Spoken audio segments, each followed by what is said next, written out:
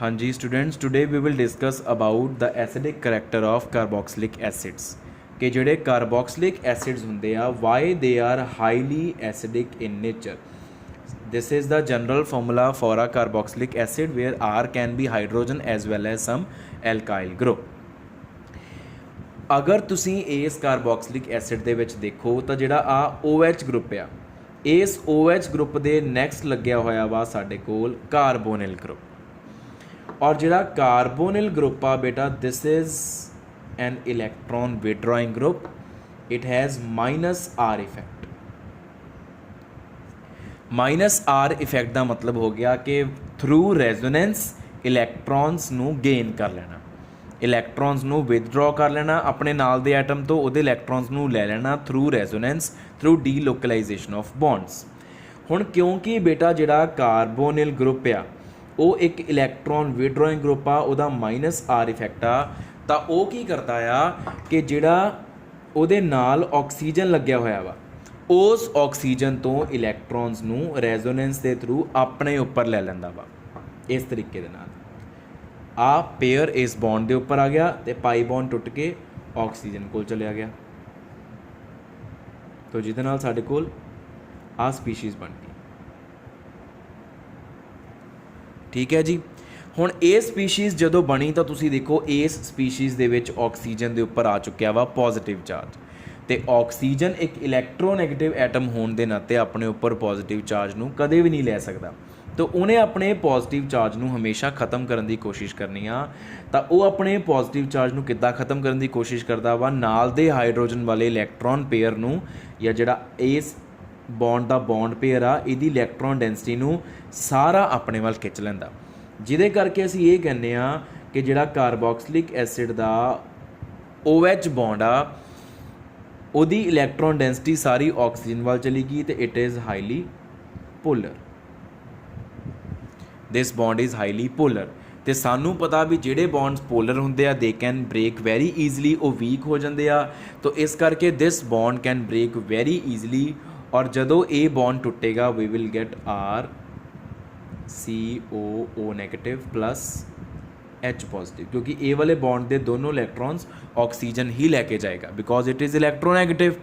वैसे भी वो उपर पॉजिटिव चार्ज आया हुआ, उन्हें अपना पॉजिटिव चार्ज खत्म करना। जिहड़ा आ साडे कोल आयन बनिया इट इज़ कॉल्ड कार्बोक्सीलेट आयन। हुण तुसी इस रिएक्शन नूं देख के अंदाज़ा लगा लो कि जिहड़े कार्बोक्सिलिक एसिड्स हुंदे आ, क्योंकि उन्हां दा OH बॉन्ड बहुत ज़्यादा पोलर हुंदा तो they can release H positive very easily, and the substances which are capable of releasing H positive they are called acids. हुण क्योंकि इस स्पीशीज़ दे विचों आ जिहड़ी आ वाली स्पीशीज़ आ, इस स्पीशीज़ दे विचों H पॉजिटिव बहुत जल्दी निकल रहा वा, इस करके असी इस स्पीशीज़ नूं बोलांगे कि it is acidic in nature. तो ये स्पीशीज़ है कि या ये कार्बोक्सिलिक एसिड्स आ, इस करके असी कहता कि carboxylic acids are highly acidic in nature. तो उन्हां दे वैरी हाईली एसिडिक होने का रीज़न की आ कि उन्हां दे विच जिहड़ा OH बॉन्ड आ बहुत पोलर आ। OH बॉन्ड के पोलर होने का रीज़न की आ कि OH बॉन्ड के नाल कार्बोक्सिल जिहड़ा ग्रुप आ वो लग्या, तो कार्बोक्सिल जिहड़ा ग्रुप आ, कार्बोक्सिलेट ग्रुप जिहड़ा आ वो एक बहुत ही स्ट्रोंग इलैक्ट्रॉन विड्रॉइंग ग्रुप आ। -R इफेक्ट होने करके वो OH ग्रुप के O कोलों इलैक्ट्रॉन्स ले लैंदा आ, तो वो फिर इलैक्ट्रॉन डेफिशिएंट हो जाता वा, जिहदे करके वो हाइड्रोजन तो इलैक्ट्रॉन खिंच लैंदा, तो OH बॉन्ड बहुत ज़्यादा पोलर होने करके जल्दी ब्रेक कर गया, तो H पॉजिटिव वैरी ईजली इस मॉलीक्यूल के विचों रिलीज़ होकर इस मॉलीक्यूल नूं असीं हाईली एसिडिक इन नेचर का वाली डेजिग्नेशन दे दिंदे आ कि it is very highly acidic in nature. ठीक है। तो ये बेटा साडे कोल रीज़न आ कि कार्बोक्सिलिक एसिड्स जिहड़े आ वो एसिडिक क्यों होंदे आ। फाइन। फिर इहदे एसिडिक नेचर दे विच एक होर ऐसा पॉइंट हैगा वा जिहड़ा इस चीज़ नूं वेरीफाई करता वा, या कह लो इस चीज़ नूं सपोर्ट करता है कि ये इन्ने ज़्यादा एसिडिक क्यों होंदे। वो है resonance in carboxylate ion. Carboxylic acid दे विचों H पॉजिटिव निकलन तो बाद जिहड़ा कार्बोक्सीलेट आयन बनता बेटा उहदे च रेजोनेंस हुंदी आ। ते सानू पता कि रेजोनेंस हर किसी चीज़ नूं स्टेबिलिटी प्रोवाइड करती आ। तो क्योंकि कार्बोक्सीलेट आयन एक बहुत स्टेबल स्पीशीज़ आ, इस करके ਜਿਹੜਾ ਕਾਰਬੋਕਸਿਲਿਕ ਐਸਿਡ ਦਾ ਮੋਲੀਕਿਊਲ ਆ ਉਹਦੇ ਵਿੱਚੋਂ H ਪੋਜ਼ਿਟਿਵ ਹੱਸ ਕੇ ਨਿਕਲ ਜਾਂਦਾ। ਯਾਦ ਰੱਖਿਓ ਜਿਹੜੀ ਵੀ ਰਿਐਕਸ਼ਨ ਦਾ ਪ੍ਰੋਡਕਟ ਸਟੇਬਲ ਹੋਵੇ ਉਹ ਰਿਐਕਸ਼ਨ ਬਹੁਤ ਫਾਸਟ ਹੋ ਜਾਂਦੀ ਆ।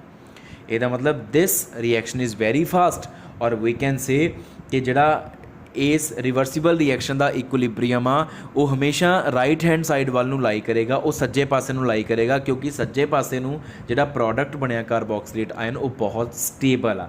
ਇਸ ਕਰਕੇ this equilibrium lies towards right hand side, ਇਹ ਸੱਜੇ ਪਾਸੇ ਨੂੰ ਲਾਈ ਕਰਦਾ ਸਾਡੇ ਕੋਲ ਹਮੇਸ਼ਾ। ਠੀਕ ਹੈ ਬੇਟਾ। ਤੋ ਇਸ ਤੋਂ ਬਾਅਦ ਹੁਣ ਆਪਾਂ ਗੱਲ ਕਰਦੇ ਹਾਂ ਕਿ ਕਾਰਬੋਕਸਿਲੇਟ ਆਇਨ ਦੇ ਵਿੱਚ ਰੈਜ਼ੋਨੈਂਸ ਕਿੱਦਾਂ ਹੁੰਦੀ ਹੈ। ਹੁਣ ਆਹ ਦੇਖੋ, ਆਹ ਸਾਡੇ ਕੋਲ ਕਾਰਬੋਕਸਿਲੇਟ ਆਇਨ ਬਣ ਗਿਆ। ਆਕਸੀਜਨ ਤੇ ਨੈਗੇਟਿਵ ਚਾਰਜ ਦਾ ਮਤਲਬ ਲੋਨ ਪੇਅਰ। ਤੋ ਡੈਫੀਨੇਟਲੀ ਇਸ ਲੋਨ ਪੇਅਰ ਦੀ ਪ੍ਰੈਜ਼ੈਂਸ ਦੇ ਕਰਕੇ ਹੀ ਸਾਡੇ ਕੋਲ ਰੈਜ਼ੋਨੈਂਸ ਹੁੰਦੀ ਆ, ਡੀਲੋਕਲਾਈਜੇਸ਼ਨ ਆਫ ਬੌਂਡਸ ਹੁੰਦੀ ਆ ਇਸ ਤਰੀਕੇ ਦੇ ਨਾਲ। ਆਹ ਚੀਜ਼ ਆ ਗਈ। ਤੋ these two are the resonating structures of carboxylate ion. ਤੇ ਅਗਰ ਤੁਸੀਂ ਬੇਟਾ ਇਹਦਾ ਡਰਾ ਕਰਨਾ ਹੋਵੇ ਰੈਜ਼ੋਨੈਂਸ ਹਾਈਬ੍ਰਿਡ, ਤਾਂ how can you draw its resonance hybrid? It can be drawn like R C. ਪਹਿਲਾਂ ਦੋਨੋਂ CO ਬੌਂਡਸ ਸਿੰਗਲ ਸ਼ੋ ਕਰਾਂਗੇ ਆਪਾਂ, ਠੀਕ ਹੈ। ਫਿਰ ਕਿਉਂਕਿ ਫਸਟ ਸਟਰਕਚਰ ਜਿਹੜੀ ਆ ਇਹਦੇ ਵਿੱਚ ਜਿਹੜਾ ਫਸਟ ਬੌਂਡ ਆ ਉਹ ਡਬਲ ਆ, ਸੈਕਿੰਡ ਦੇ ਵਿੱਚ ਉਹ ਸਿੰਗਲ ਹੋ ਗਿਆ। ਇੱਦਾਂ ਹੀ ਆ ਪਹਿਲਾ ਸਿੰਗਲ ਆ ਫਸਟ ਦੇ ਵਿੱਚ, ਸੈਕਿੰਡ 'ਚ ਡਬਲ ਹੋ ਗਿਆ। ਤੋ ਜਿਹੜਾ ਆਪਾਂ ਰੈਜ਼ੋਨੈਂਸ ਹਾਈਬ੍ਰਿਡ ਬੇਟਾ ਸ਼ੋ ਕਰਾਂਗੇ ਉਹਦੇ ਵਿੱਚ ਦੋਨਾਂ ਨੂੰ ਆਪਾਂ ਪਾਰਸ਼ੀਅਲ ਡਬਲ ਬੌਂਡ ਕਰੈਕਟਰ ਦੇਵਾਂਗੇ, ਇੱਦਾਂ ਡੋਟਡ ਬਣਾ ਕੇ, ਔਰ ਸੈਂਟਰ ਦੇ ਵਿੱਚ ਆਪਾਂ ਨੈਗੇਟਿਵ ਚਾਰਜ ਲਿਖ ਦਾਂਗੇ ਕਿ ਨੈਗੇਟਿਵ ਚਾਰਜ ਦੋਨੋਂ ਆਕਸੀਜਨਸ ਦੇ ਉੱਪਰ ਘੁੰਮ ਰਿਹਾ ਵਾ। ਔਰ ਜਿਹੜੀ ਫਸਟ ਸਟਰਕਚਰ ਤੇ ਸੈਕਿੰਡ ਸਟਰਕਚਰ ਆ ਬੇਟਾ, ਇਹਨਾਂ ਦੋਨਾਂ ਦੇ ਐਗਜ਼ਿਸਟ ਕਰਨ ਦੀ ਪ੍ਰੋਬੇਬਿਲਿਟੀ ਬਿਲਕੁਲ ਇਕੁਅਲ ਆ। ਇਹ ਦੋਨੋਂ ਦੀ ਜਿਹੜੀ ਕੰਟਰੀਬਿਊਸ਼ਨ ਆ ਰੈਜ਼ੋਨੈਂਸ ਹਾਈਬ੍ਰਿਡ ਨੂੰ ਉਹ ਬਿਲਕੁਲ ਇਕੁਅਲ ਆ। ਇਹਨਾਂ ਦੋਨਾਂ ਦੀ ਸਟੇਬਿਲਿਟੀ ਬਿਲਕੁਲ ਇਕੁਅਲ ਆ। ਤੋ ਜਿਹਦੇ ਕਰਕੇ ਜਿਹੜਾ ਰੈਜ਼ੋਨੈਂਸ ਹਾਈਬ੍ਰਿਡ ਬਣਦਾ ਵਾ, it is also highly stable. ਇਹ ਬਹੁਤ ਹੀ ਸਟੇਬਲ ਸਪੀਸ਼ੀਜ਼ ਆ ਸਾਡੇ ਕੋਲ ਜਿਹੜਾ ਰੈਜ਼ੋਨੈਂਸ ਹਾਈਬ੍ਰਿਡ ਬਣਿਆ। So due to high stability of this resonance hybrid, we can say that carboxylate ion is highly stable, due to which this equilibrium always lies towards right hand side। ਜਿਹੜਾ ਇਹ equilibrium ਆ ਇਹ ਹਮੇਸ਼ਾ ਸੱਜੇ ਪਾਸੇ ਨੂੰ ਹੀ ਲਾਈ ਕਰੇਗਾ, ਹਮੇਸ਼ਾ ਕਾਰਬੋਕਸਿਲੇਟ ਆਇਨ ਬਣਿਆ ਰਹੇਗਾ ਤੇ H ਪੋਜ਼ਿਟਿਵ ਕਾਰਬੋਕਸਿਲਿਕ ਐਸਿਡ ਦੇ ਮੋਲੀਕਿਊਲ ਚੋਂ ਬਹੁਤ ਈਜ਼ੀਲੀ ਰਿਮੂਵ ਹੋ ਜਾਇਆ ਕਰੇਗਾ। ਠੀਕ ਹੈ। ਦਿਸ fact also supports the high acidic character of the carboxylic acid।